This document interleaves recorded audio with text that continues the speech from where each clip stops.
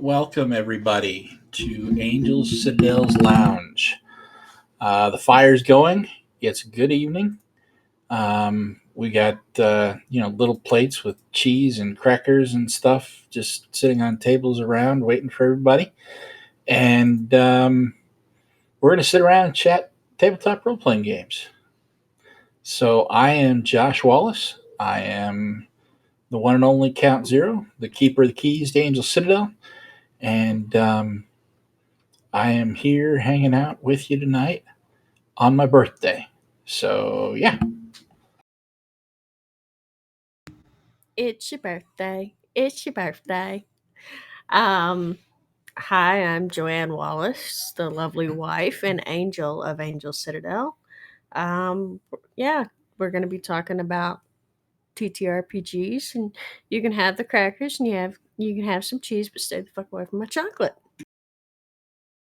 Yeah, don't touch the chocolate. Bad, bad, bad idea. Like really bad. Growl. It's bad.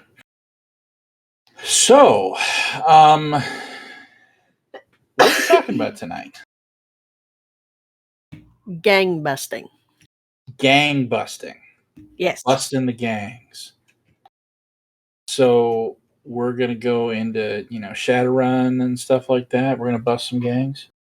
No, we are talking about the amount of work and all the stuff that MCG has produced this week.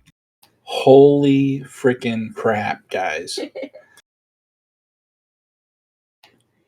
It's astounding. MCG was really busy this week. We, as Kickstarters and things that we do as part of Angel Citadel, it was a really big week for us. So we're going to kind of share with you a little bit of what we got and what's coming down the pipe that you can expect reviews for here um, in the reasonably near future.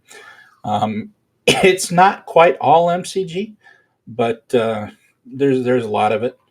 And after that, we've got some things we're going to chat a little bit about. And if you've got questions, like always, drop them in the chat. We love talking to you. We love answering questions. That you have that you need to talk about for your games or whatever, because that's what we're here for. But other than that, we're just gonna chat around RPGs a little bit. So this last week, what did we get? Clams. We got lots and lots of clams. It is not clams, it is claim the sky. Cause yeah, when we first backed that Kickstarter, I could not see anything other than clam the sky. I'm a bad person. I feel terrible, but every time I see that now, it's forever gonna be clam the sky. So we're talking about Mind Cook Games and their genre book, supplemental book. What are we calling those?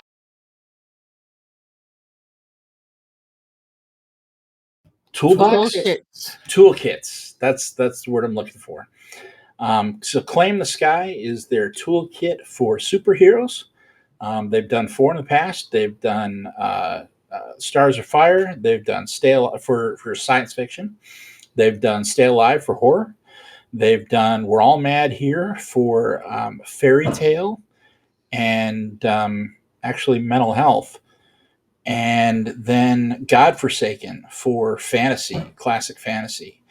And then they did another Kickstarter and they did two more.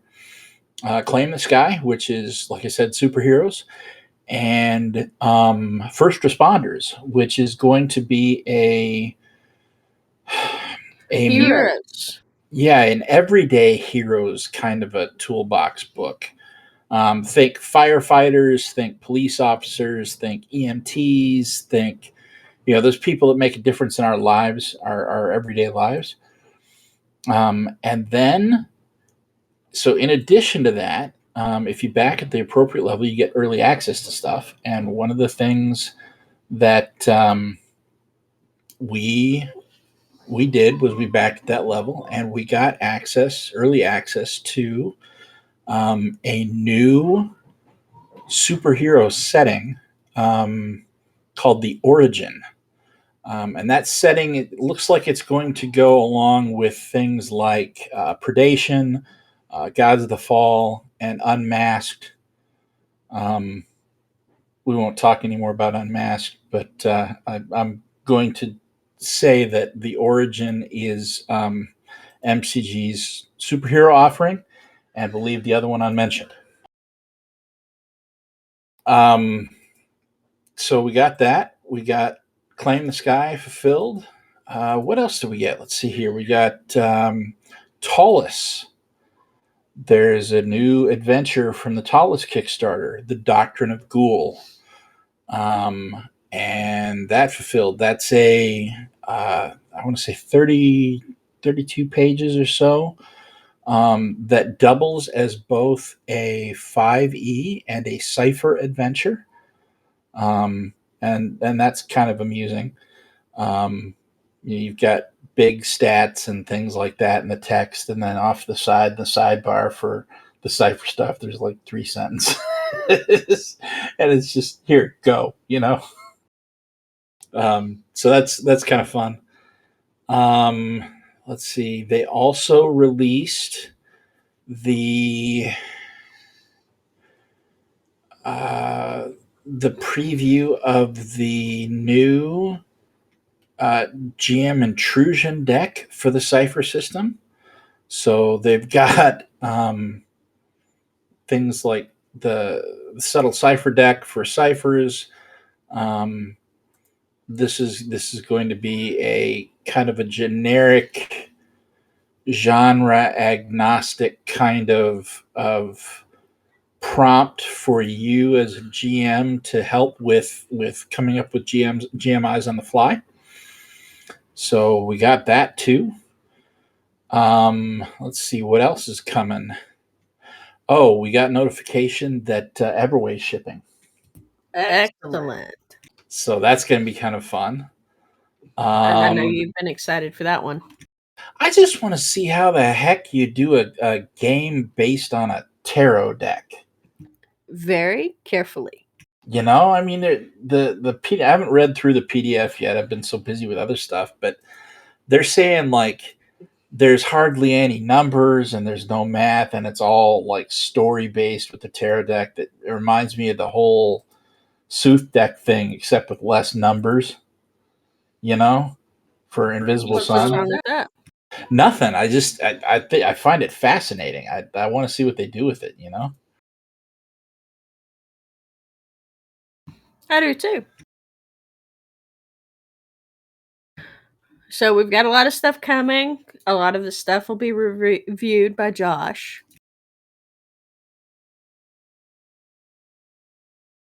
Just a quick welcome to Casino Thanks and Lurks and Sofacal. Glad for you to join us. Feel free to drop any questions that you have in chat, and we'll answer them as we go.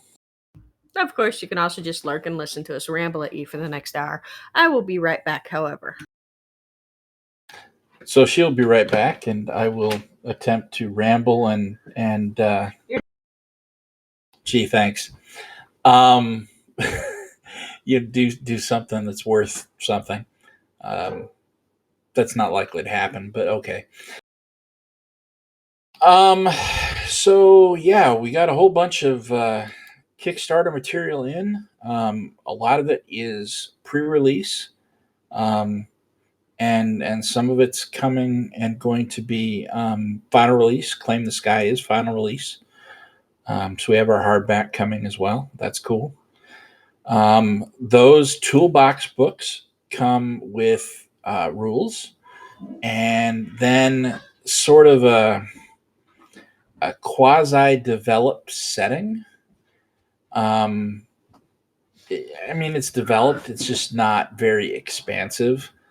But each of those has one, and this is no different. It has one as well, and it's got a nice full poster map supposedly. So we'll see. Um, see what happens when we get that in our hands. But yeah, so lots of stuff coming in. Lots of stuff getting queued up for review, and we're pretty excited about that.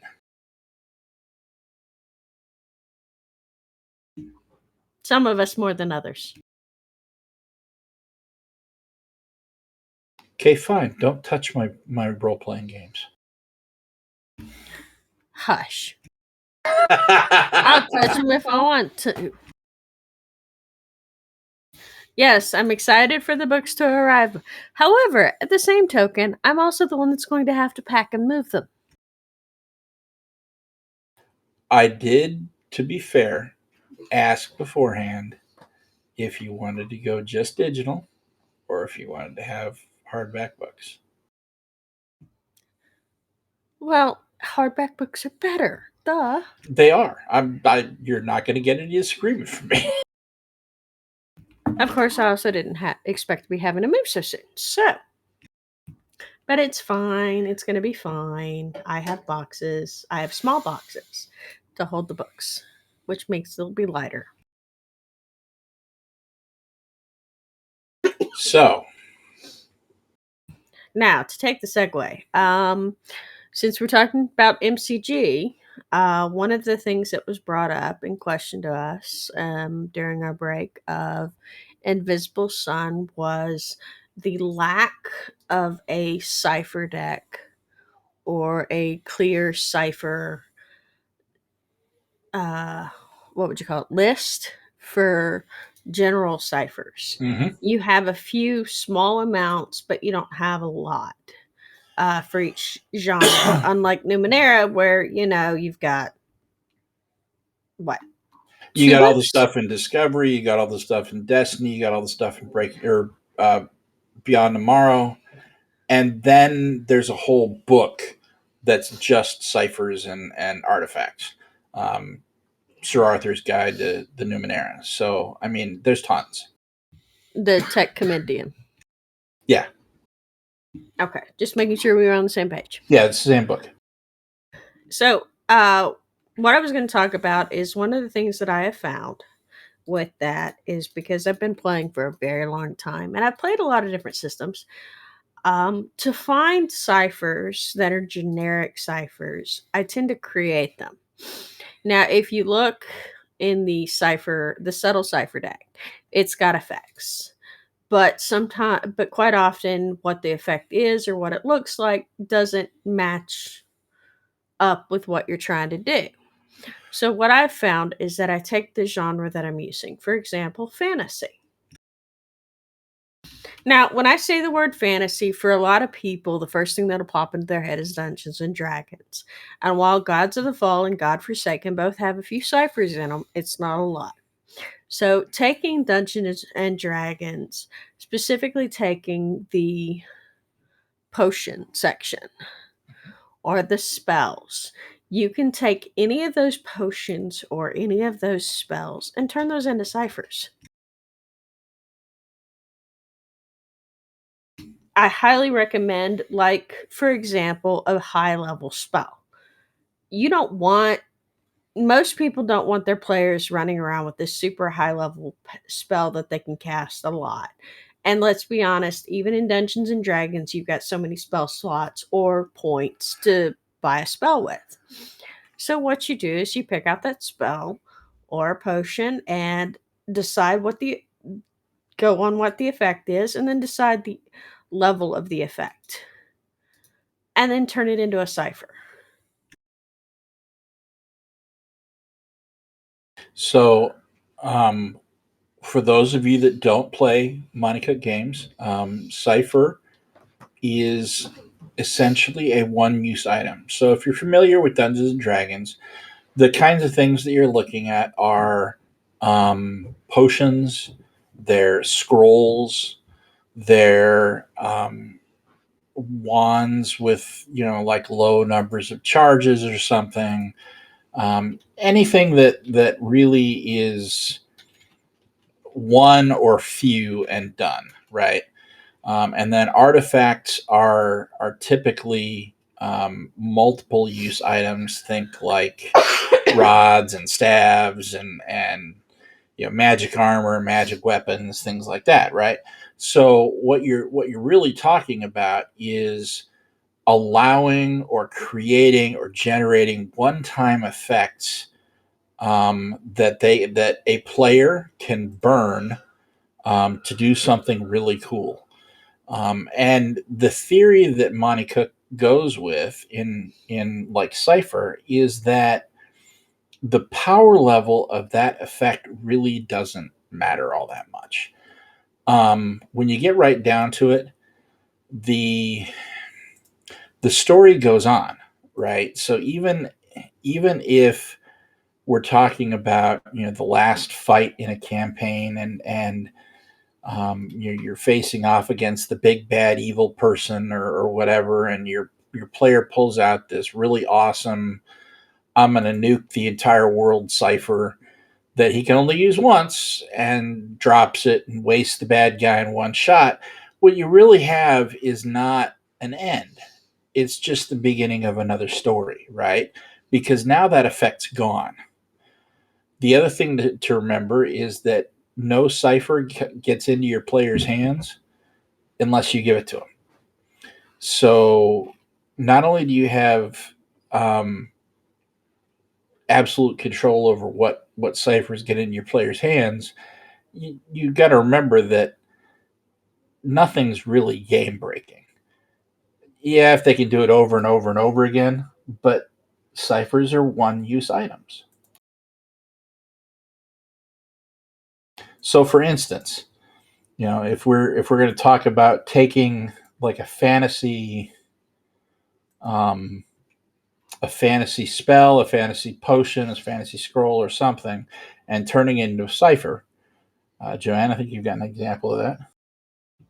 So, for example, um, bull strength. It's a very popular spell to cast, especially on barbarians, fighters, occasionally the paladin for giggles.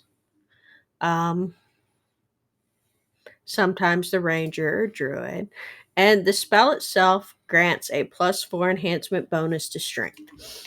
Now, the first thing you need to understand is that in Cypher, there is no strength. There is might, speed, and intellect. So it would give a bonus to might. And you don't really want to just give straight up might. What you'll want to do is give like might edge. Or if you really want to give straight up to might, that's fine, but it's kind of a waste. Um, The reason it's a waste is because in Cipher system, might is not a static stat, it's a pool. It's a resource pool that gets used over time. So if you're changing that number, unless it's like a refresh potion, like a healing potion or something like that, it the idea of doing something with bull strength to adjust that particular pool is not really keeping in the spirit of what the original spell was.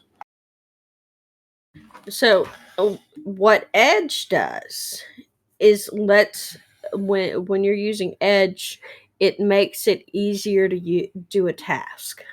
So tasks are leveled 1 to 10. And to get your target number, you multiply that 1 to 10 by 3. So if it's a level 3 task, your target number is 9. That means you need to roll a 9 or better on your dice.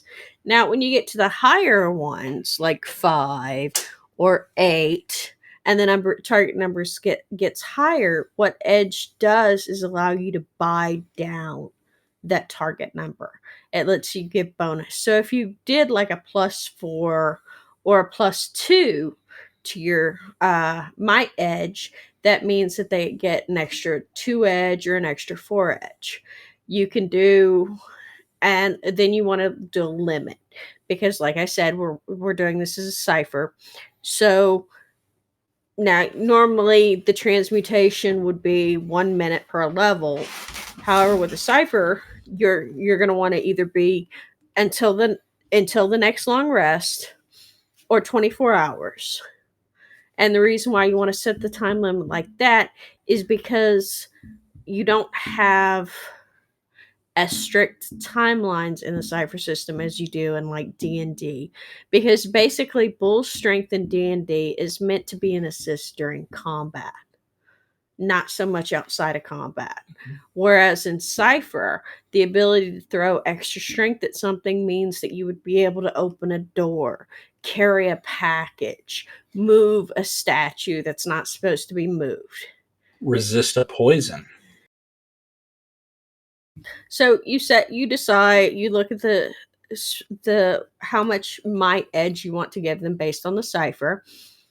And then that's the other thing you can do with a cipher. You can do what's called level scaling. Well, I call it level scaling. I don't know what somebody else would call it, but I call it level scaling.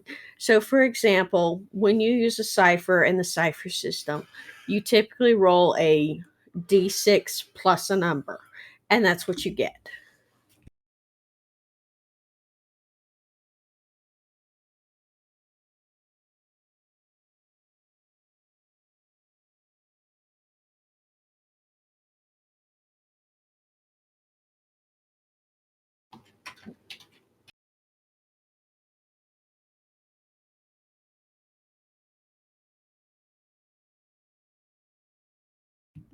Sorry, I paused because I realized that I hadn't pulled up a cipher example.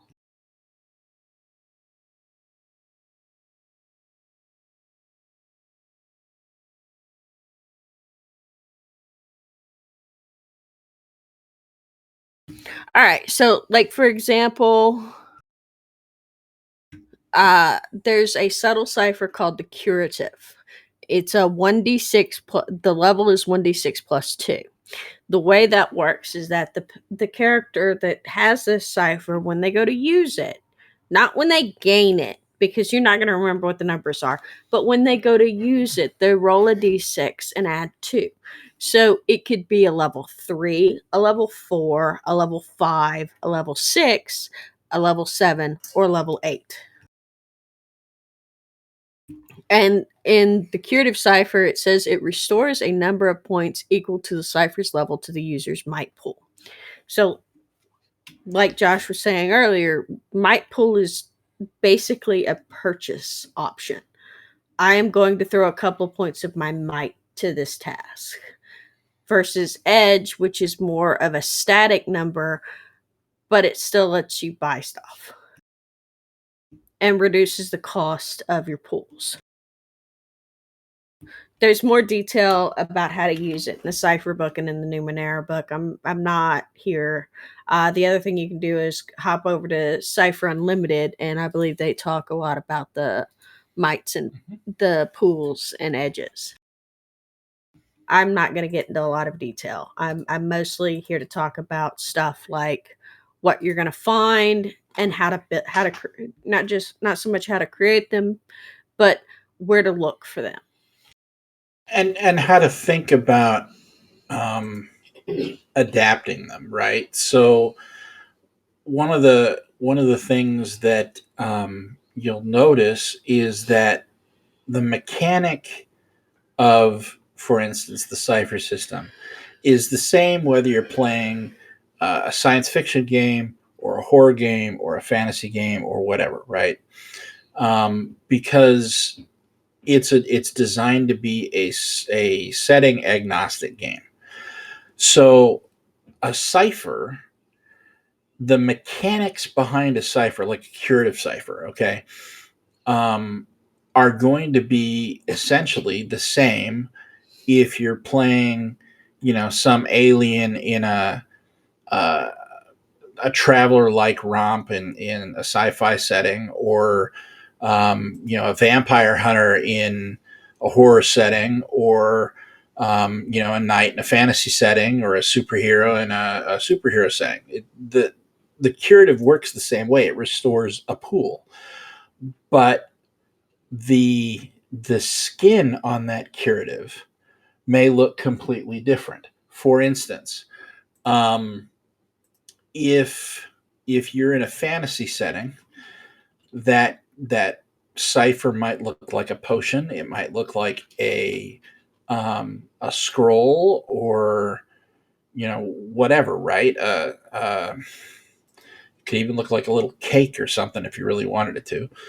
Um, but if you look at like a science fiction setting or a horror setting, often, not all the time, I'm going to say, but often, you don't find potions or magical scrolls or things like that on a spaceship, or if you're running around from zombies or something like that. You might, if you're running the horror one, you might stumble across, I don't know, an abandoned um, 24-hour clinic or something like that that might have a adrenaline boost that'll give you a bonus to your speed pool, that'll restore that. Or you might find on your spaceship a med kit that's got one of those air thingamajiggers that they use so often in Star Trek. Here, let me shove this into your neck and press a button, and you're cured of cancer or whatever. It's called a hydro spray. Yeah, that. And maybe that's what restores your might pool or whatever. What it looks like doesn't matter except in the narrative. And so, you're keeping your immersion by trying to keep the narrative consistent, but the mechanic doesn't change. And don't forget, in Final Fantasy, they used weird little balls of strange Mako as cures. Mako. It's a drug. Mako. Mako. Mako. Mako. Mako. Oh, calm.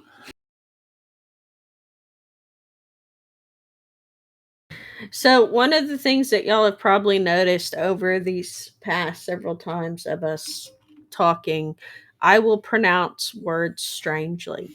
That's because a lot of my vocabulary that I know I learned through reading.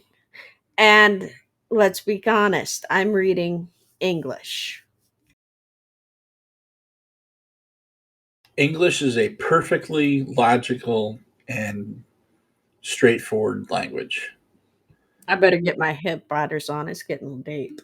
that goes around and beats up other languages in dark alleys for loose grammar and stray participles. So yeah, the big thing about the ciphers is that no matter what system or what genre you're in, flavor it, steal it. Yes, I say steal it. Go out and look. Like in Shadowrun, there's the mage spells. Grab those. There's who was it? Any of the video games, right? I'll give you an example. Left 4 Dead, zombie game. You find med kits and you use those to patch up your wounds and get health back. Boom, there's a cipher. Because guess what? When you use up that med kit, it's gone. Pipe bomb, fun stuff. Mass explosion. Oh, look, there's an explosive cipher. But the key is you only use it. The key is you only use it once. Well, you can't exactly use a pipe bomb more than once. Well, what I'm saying is, right. So a pipe bomb, you can make it as explosive as you want. You can use a freaking Schedule 40 2-inch, 2.5-inch pipe and stuff that thing full of fertilizer or whatever, right? It'll take out half the freaking mall, but it'll only do it once. Yep. Now, on the other hand, the other thing that's really limited in the modern stuff is artifacts. You're not going to find a lot of artifacts. Again, go steal them. Wands from D&D are typically between 5 and 10 shots. If you've ever played Neverwinter Nights, find those. Look at those wands. You've got the wand of magic missile, the wand of fireball, the wand of screw you, I'm done, which was really interesting to use. Yeah, it was like a negative ray, and I hit this guy so many times that he just kind of crumpled. I think it was a glitch in the game, but it was funny.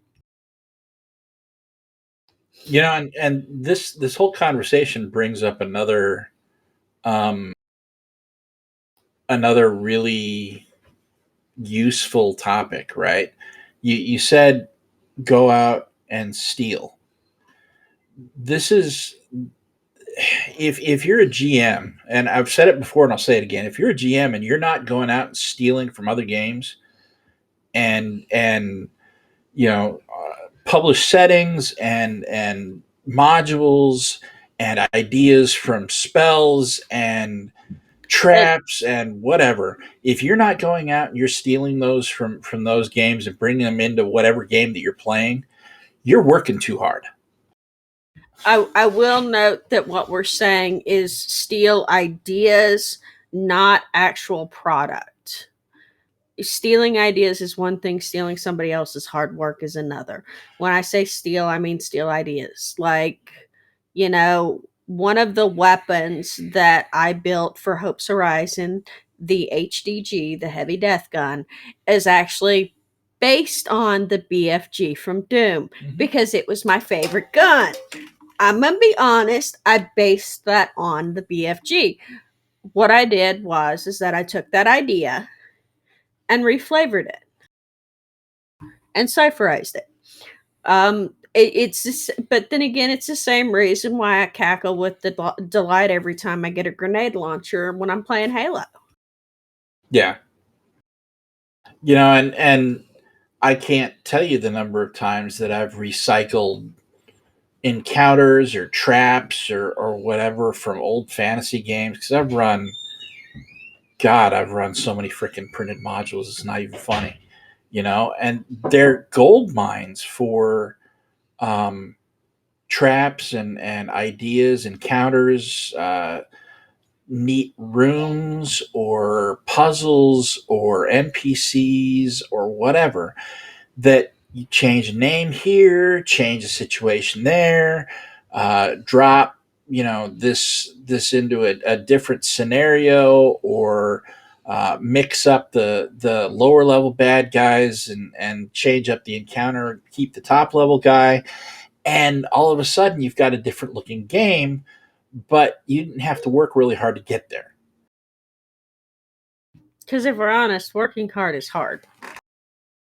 And And if we're honest, as we're sitting here talking about this, as a GM, we already do a lot of work.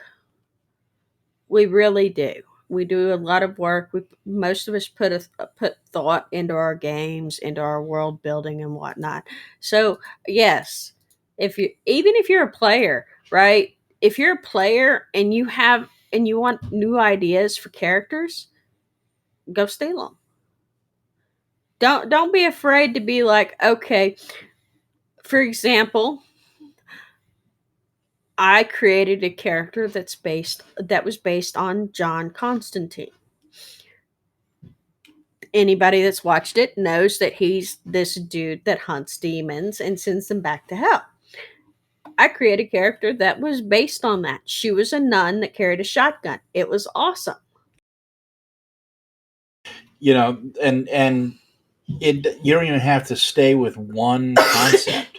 I mean, the second you start doing different combinations of concepts, like I'm going to build, I don't know, a spaceship captain that's Malcolm Reynolds meets Eddie Murphy's Axel Foley meets, I don't know, Ruby Rod, I mean, or whatever. All of a sudden, you've got this wacky idea because it's an amalgamation of so many different things that you can't really say it's stolen, but it gives you something to go off of, right? So those personality traits that you're taking from each of those characters, you um, you you use those as your start, and then you flesh around it rather than trying to come up with the whole thing as whole cloth. I'm just giggling at the idea of making a character that's a combination of Malcolm Reynolds and Ruby Rod. That would be hilarious. Fair enough.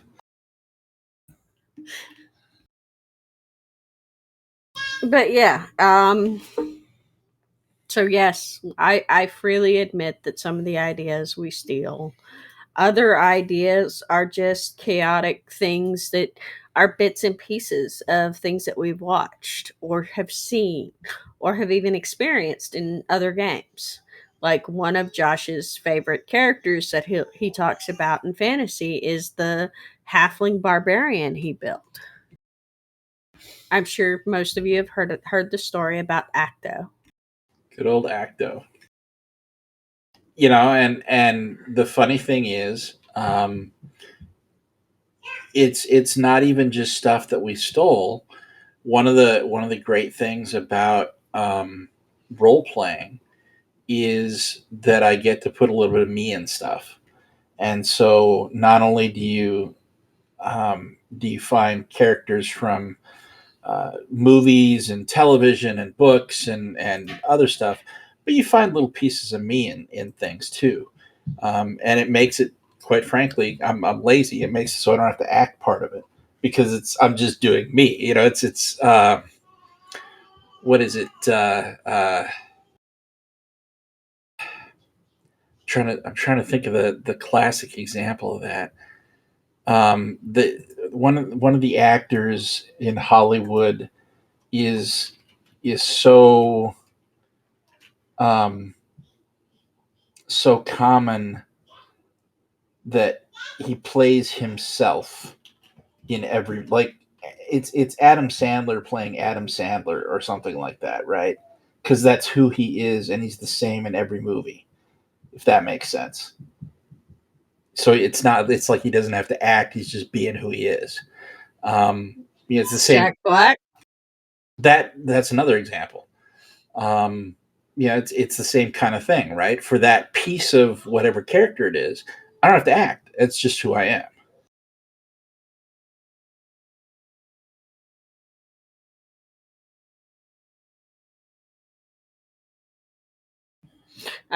Well, there's method acting, and then there's, which is basically what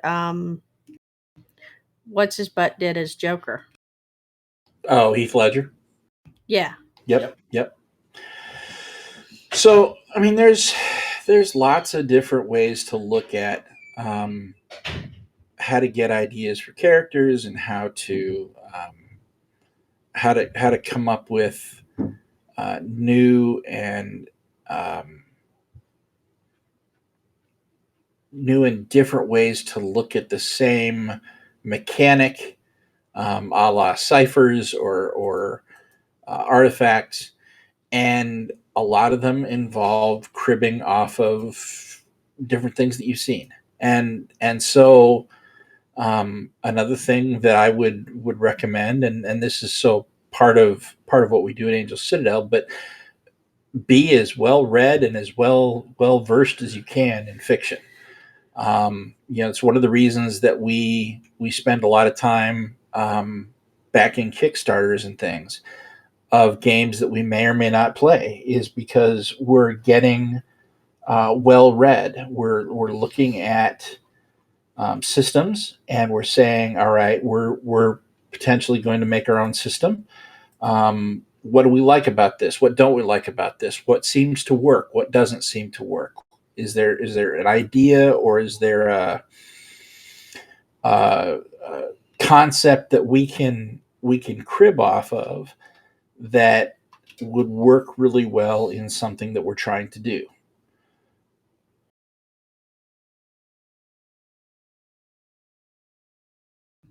I mean, another place that I like stealing from is Pinterest. Not the artwork, although the artwork is sexy. But like the writing prompts, particularly the character writing prompts, are really useful. We'll even steal from the artwork, not to steal the artwork like to publish it, but um, when we're doing a character, it's very um, evocative to go and try and find a picture, because I suck at drawing and painting and I screw up stick figures. Um, but somebody that actually knows how to draw, of something that approximates the kind of character that I have in my head, right? Um, and being able to look at that and say, "Yep, that's kind of what I have in mind," helps to put me in that frame of mind to play that character. It works really well with writing as well. Both Joanne and I write fiction, and we post some of it on our blog. You can go there and check it out. There's a section at the top that's original fiction. You can see some of the stuff that we've written, but a lot of that, when we first started writing it, when we first started trying to figure out who the characters were, we went to Pinterest and we would look up, um, you know, character art and see what people who could actually draw drew for certain types of characters, wizards or orc hunters or whatever, right? And use that as a narrative, a fictional inspiration of something to work off of for those characters. You can also find really good game hooks on Mhm. Pinterest that are of use.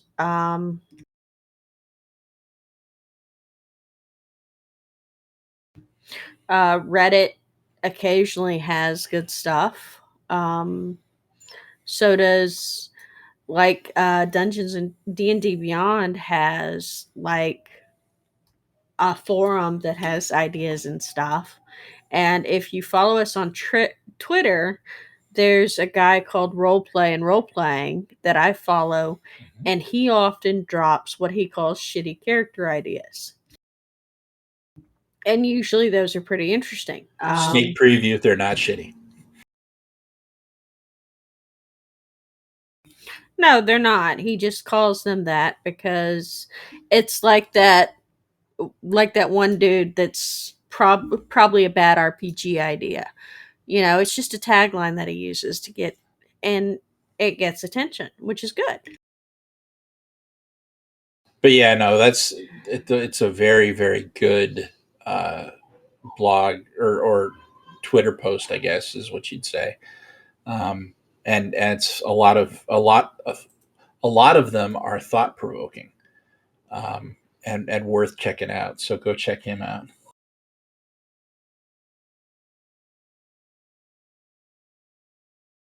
Um, so yeah, the adaptation comes from a lot of different sources, and bring in as many as you can, and don't be afraid to do that, because A, probably no one's going to notice, and B, if they notice, you're going to end up changing some of it anyway. So it'll still be a surprise, which is a good thing.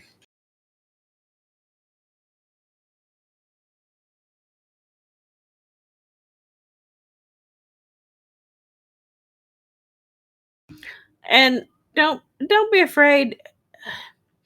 So we've talked a lot about fantasy stuff, but don't be afraid to watch other movies and view other things, or even flavor things differently. Like for example, you can take a movie like Johnny Mnemonic. Now, anybody that's seen that movie, spoiler alert, it's a very cyberpunk world where people are trying to kill him and he's got to get data out of his head. You can take that and translate that into D&D fairly easily. He's got a scroll on his body that he needs to get off of him before he gets killed. So, he's getting chased through the streets of insert fictional city here trying to escape. And there you go. Or if you were to get really crazy, instead of carrying the scroll, he's wearing the scroll. That's what I said. Very much like Bulletproof Monk. That movie wasn't bad. No, it really wasn't. I didn't really like the white guy because I thought he was a snotty little ass. But It was considering, not a last. but considering his character was supposed to be a snotty little ass, he did a good job.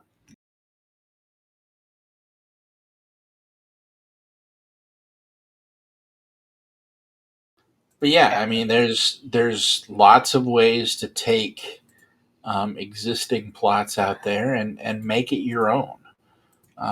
You don't have to come up with everything. And don't get me wrong, I'm saying that as someone that likes world building. I like world building a lot. I like sitting around and thinking about building towns. I like thinking about NPCs. I like thinking about making adventures and big bad guys and what their plots are and plans and how it interacts and weaving massive webs of narrative gobbledygook. Um, that excites me, but my players don't see that. So the more I can shortcut that and still keep it interesting, the better. And so, use tools that are available to you and don't be ashamed to um, to not come up with everything on your own.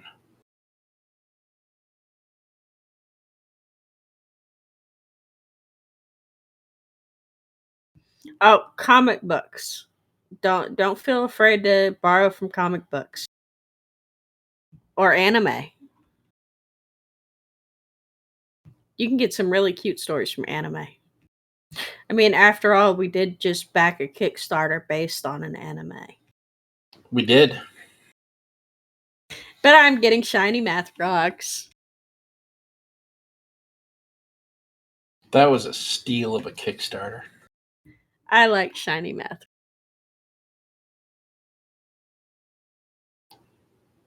I'm getting as many as I can. Well, yeah, and you also bought me stuff to where I can make my own shiny math rocks. I did buy you that. I just got to get a pressure cooker or a pressure pot. So yeah, that kind of covers the topic that we'd planned on talking about. Um,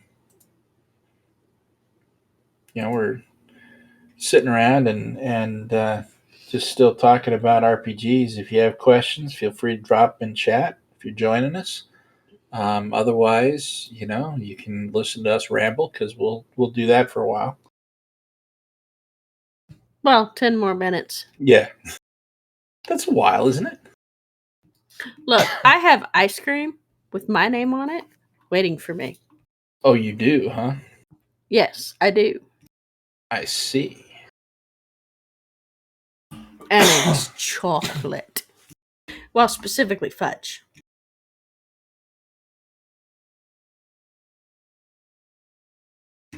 Oh, that's the other thing I was going to point out. For artifacts in for a space game or a modern game, use guns. For space, you could definitely use something like the needler from Halo, which is really kind of awesome when you get it right. So basically, anybody that's played Halo or has watched us play Halo, the needler shoots pink needles.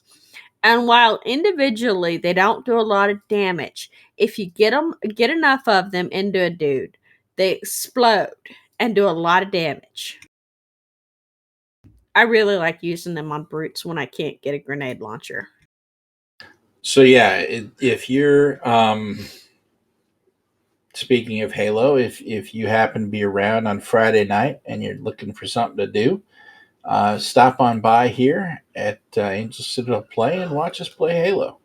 You can watch me suck. You don't suck. I do too. No, you don't. You've actually gotten pretty good. I die more than you do. Of course, I also go rampaging, charging ahead in front of him and, pick fights with things much, much bigger than me with a giggle.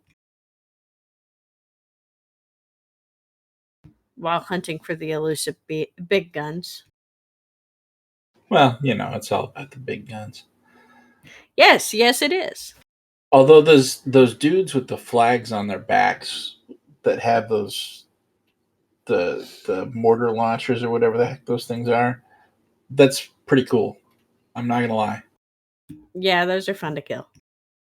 And then getting one. And then saving it to use on the vehicles is awesome. I am gonna state straight up, flying a banshee's a bitch. I hate it so much. But I will also say that I've learned that warthogs are fantastic, not because they're easy to drive, because they're not, and not because they're super armored or anything, because they're not. But they have unlimited ammo and it shoots really fast. Okay, speaking of that, I'm gonna say something that sounds really bad, but humans are better drivers than Covenant. Dude, they suck. I, either it's the Covenant that just sucks, or the pathfinding on the AI sucks. But it, yeah, when I have to abandon our team and walk to catch up to you, that was not cool. So anyway, yeah, lounge. we kind of wandered off tabletop RPGs there a little bit, but No. We were discussing things that they could steal from video games. Like the Warthog. You could totally steal the Warthog. I would totally steal the Warthog. Which, I'd probably steal a Pelican too. and those two items may or may not be in our upcoming settings book. Not those specific items, but similar items. Why? Because the the USA military already has those. We have fighter jets and we have men delivery. We don't have something we don't have something that's a super fast combination of the two. But the ones that carries men do have guns on them, despite what movies would like you to believe. They just don't handle and turn. They're not dog fighting planes, but neither is the Pelican. The Pelican isn't a dog fighting plane. No, it carries me and it carries my Warthog. But we've already got the Warthog or the equivalent of, and we've got the tanks. I will state that I prefer the Call of Duty tanks over the tanks in Halo. I'll take an M1A Abrams. You bet. The targeting and the firepower of those Abrams is so much better. Yeah, we do a good job. So yeah. Well, I guess unless you guys have any questions, I'm going to call it here for tonight so I can go get some ice cream. I think that's a fantastic idea. So yeah, please, if you're watching this and you like what we do, go ahead and hop in our link tree. You can find us on Twitter, on our website at angelcitadel.com, YouTube, Twitch, Facebook, MeWe. We have a Patreon, and that's got some content that is only available for subscribers, and more is going to be going up here shortly. I'm trying to finish up some this coming week, and so you can support us there.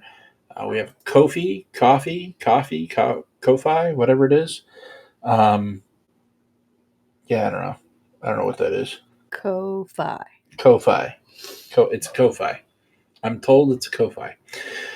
We have one of those, and so you can buy us Ko-fi, and you can find our stuff on Drive Through RPG and check us out there. But subscribe here so you know when we're coming back on, and subscribe on our YouTube channel so you can catch the episodes of past shows and things like that. And come back next week. We are here on Friday playing Halo. We are here on Sunday with another lounge session. Come with questions. Come chat. Tell us about your games and some of the stuff that you do. We want to hear about it. We want to interact with you. And so, from our house to yours, from our Citadel to yours, happy gaming until we meet again. Happy gaming.